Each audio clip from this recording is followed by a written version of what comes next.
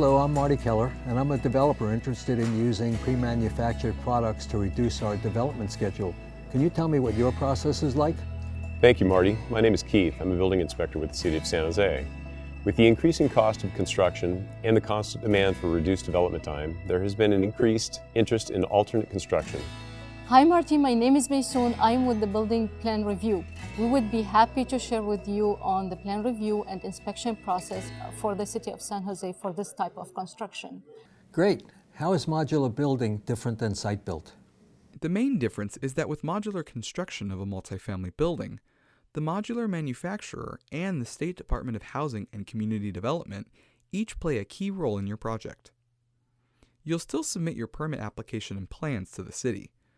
The city will inspect the foundation, electrical, plumbing, and mechanical work, and the connections of the modules.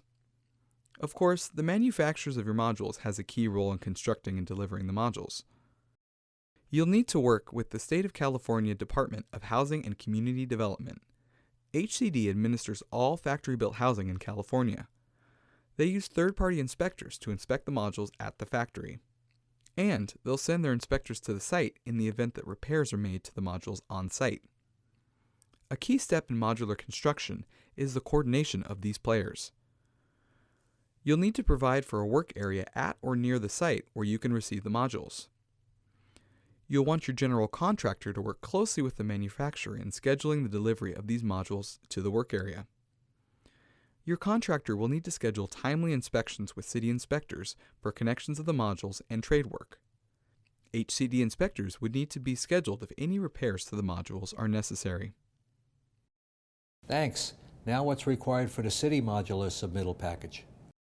The city requires a submittal package that typically includes architectural, structural, mechanical, plumbing, and electrical plans, civil plans, structural calculations, soils reports, computer models, HCD-approved plans, code listing reports, and special inspection forms. Here's a tip. A complete, accurate package helps prevent delays in your project's plan review.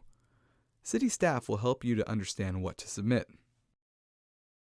What are the key things that you look at when the modules are installed on site? During installation, the building inspector will verify the connection of the modules complies with the approved plan and design intent, and collect the required special inspection reports for welded, bolted, or nailed connections. The inspector will also be verifying the fire stopping of all penetrations and rated assemblies match their approved listings. For mechanical and plumbing, how's modular building different than site-built? On a modular building, the plumbing and mechanical systems within the individual units are about 90% complete. The systems that are plan reviewed are the shared systems, the connections between the individual units, and the plumbing and mechanical systems for the common areas. Essentially, any system that is installed at the job site, whether internal or external to the modular units, will need to be detailed on the plans and reviewed. What else should we note? The plumbing code requires that drainage connections not be made within 8 feet of the vertical to horizontal change of direction of drainage stacks receiving the discharge from bathtubs, laundries, and kitchen sinks exceeding 3 stories. With modular units, this is often overlooked, and the design professional must include this critical feature in the design of the drainage system. Also, thought should be given to the planning for phasing of occupancy, as this could affect the design of the gas piping system. What's the inspection process like? Since most of the plumbing and mechanical systems within the modular units are already installed, inspected, and approved by the State of California HCD inspectors, complete testing of the drainage and venting systems is not feasible. The building department inspectors ensure that the connections of the drainage systems between the modular units are connected properly and are typically tested using a running water test. Leave all the areas of installation or connections open for inspection, and consider using access doors where practical. The drainage pipes should be connected to sewers to avoid flooding of lower areas. The gas piping system or systems are pressure tested only after all of the connections are completed, and the gas meters are released only after building systems are approved and deemed safe for operation.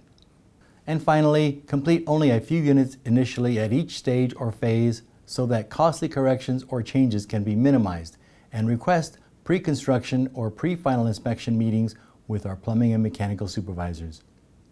For electrical, what are the considerations for doing plan review and inspections for modular construction? On a modular building, the electrical systems are 90% complete. The only electrical plans we review are the common areas and the connections of the individual modular units. Provide the HCD modular design electrical plans for reference. Show on the electrical plans how the modular system interconnects to the field-installed electrical system. Include all electrical calculations for the modular units to complete the overall load calculation for the entire building the City of San Jose will be approving. What are the areas of focus for inspections? Our field inspector will only look at the connection of the feeder or branch circuit feeding the modular units. It is expected that the state has effectively done their end of the inspection process to ensure a healthy product. If clear damage or field modifications occur in the modular units, we would notify the state inspector so they can make a site visit. Request a pre-construction and a pre-final inspection meeting with our field supervisor. Complete only a few units when calling for the initial inspections, regardless if they're for rough or final inspection. This will minimize the chance of having to make multiple field modifications. Rough inspections will be required to be approved prior to any pre-final or final inspection. The rough inspections for this type of project will include the collection of all third-party and state inspection records, as well as the connections to the modular units and site-built elements. For fire, how is modular building different than site-built? All fire systems installed on site will be permitted and inspected by the San Jose Fire Department. The fire department does not review HCD-approved portions of the systems. However, complete shop drawings and calculations of the entire system shall be submitted, including all factory installed components.